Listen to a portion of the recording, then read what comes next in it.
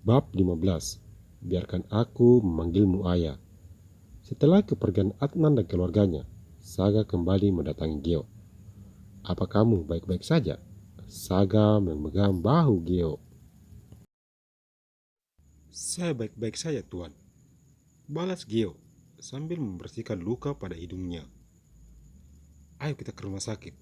Takutnya ada tulang kamu yang retak di bagian hidungmu. Saga membantu Geo untuk berdiri. Terima kasih sebelumnya. Geo mengangguk pelan. Mobil Saga melaju dengan kecepatan sedang menuju ke arah rumah sakit. Saga tidak lupa menghubungi sahabatnya terlebih dulu untuk menghindari antrian.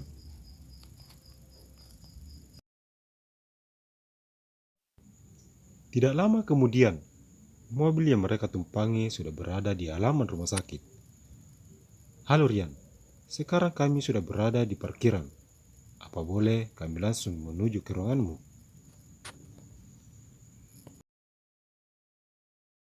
Tidak usah sungkan seperti itu. Harusnya saya yang menyambutmu sebagai pemilik rumah sakit ini. Balas Dr. Rian dari dalam handphone sambil tertawa. Setelah sambungan telepon mereka terputus, Saga dan Gio melangkah menuju ke arah ruang Dr. Rian. Setelah tiba di sana, tak lupa Saga mengetuk pintu terlebih dulu. Silakan masuk, ucap Dr. Rian dari dalam sana.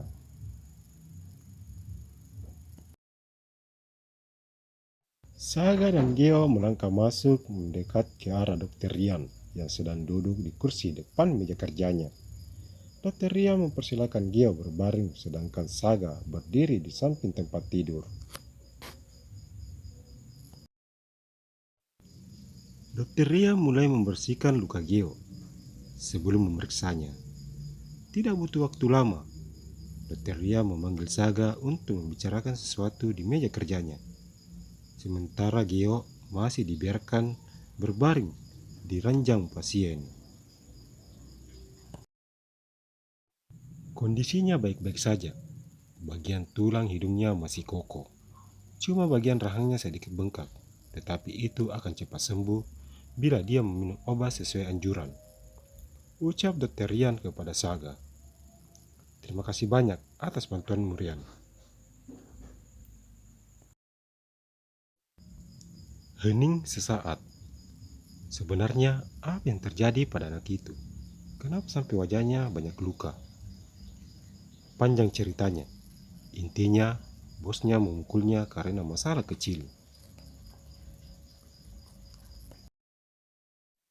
Astaga, sungguh keterlaluan. Hanya karena masalah kecil, sampai harus separah itu. Bos macam apa itu? Rian kaget mendengar ucapan Saga. Seperti itulah kejadiannya. Tidak lama kemudian, mereka berdua berpamitan pada Dr. Rian.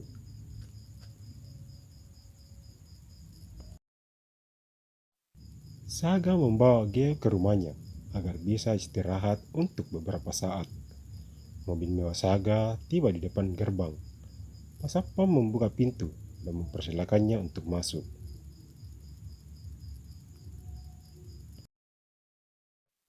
Setelah memarkirkan mobilnya di garasi, Saga mengajak Geo untuk masuk ke dalam rumah. Seorang pelayan segera membuka pintu setelah mendengar mobil majikannya datang.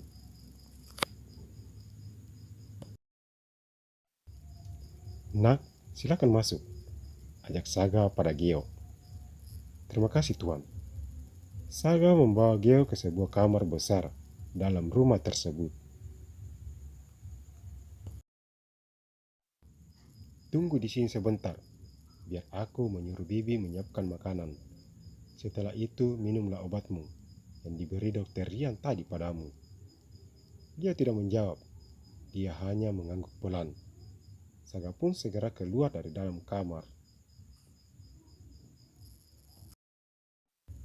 Tidak lama kemudian, bibi mengetuk pintu dan menyuruh Geo untuk keluar makan bersama Saga. Nak, silakan duduk. Terima kasih banyak Tuan. Balas Geo sedikit canggung.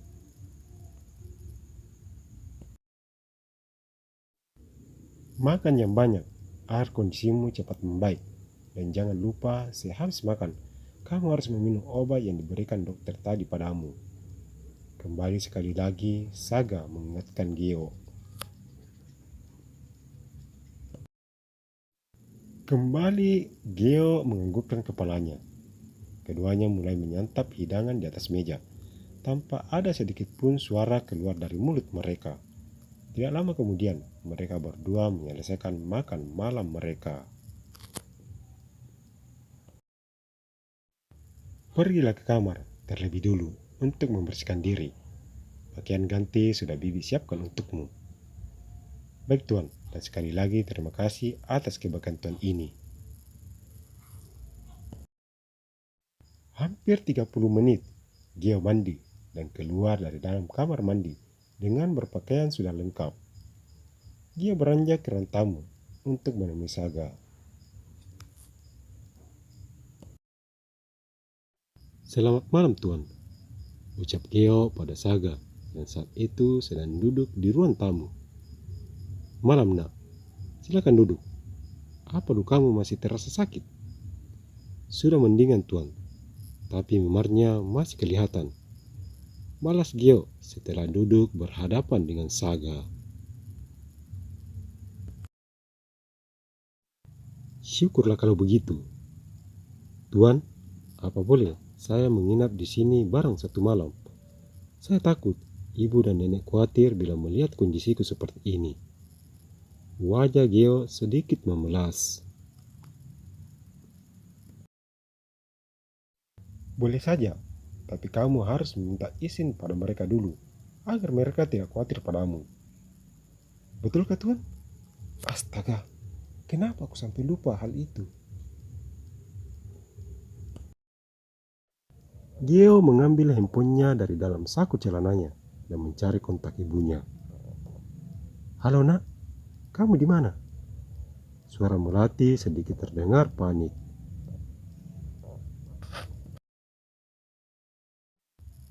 Gio lagi di rumah teman. Ibu jangan khawatir. Gio baik-baik saja di sini. Gio tidak bisa pulang malam ini karena Gio banyak pekerjaan, jadi harus menginap untuk malam ini.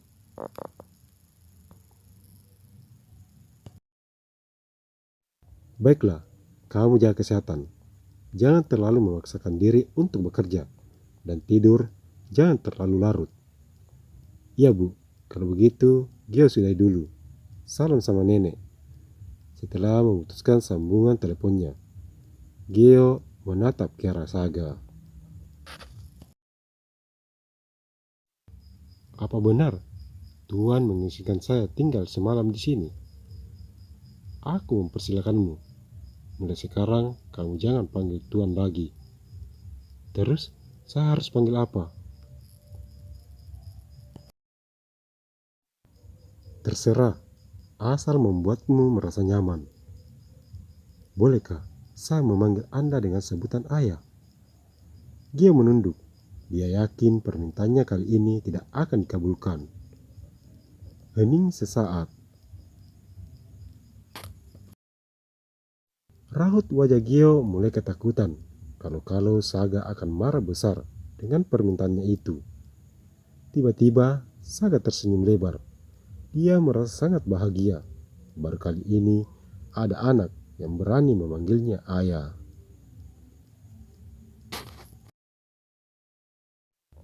Kemarilah, biar ayah memelukmu. Saga membentangkan kedua tangannya. Gio segera memeluk tubuh Saga dan disambut Saga dengan pelukan. Air mata Gio tiba-tiba keluar dari kedua sudut matanya. Gio sedari kecil belum pernah merasakan pelukan seorang ayah. Wujudnya saja saya belum pernah melihat, apalagi menyentuhnya. Gio dengan linangan air mata. Buliran air matanya mulai membasahi baju milik Saga, tetapi dibiarkan oleh Saga begitu saja.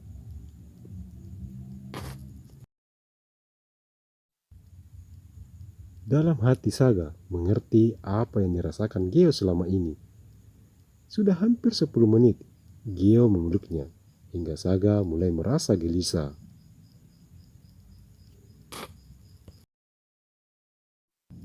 Nak, apa boleh kamu lepaskan pelukanmu dari ayah? Badan ayah mulai kesemutan. Saga mengelus bahu Geo, tetapi tidak ada jawaban dari pemuda itu. Saga menggoyang-goyangkan tubuh Geo, tetapi tidak ada respon darinya. Ya, tidur. Pantas gak dijawab. Dengan penuh kasih sayang, Saga mengangkat tubuh Geo ke kamar dan meletakkannya dengan sangat hati-hati sekali di atas pembaringan. Sebelum beranjak keluar kamar, Saga memperhatikan wajah Geo dan membelai rambutnya.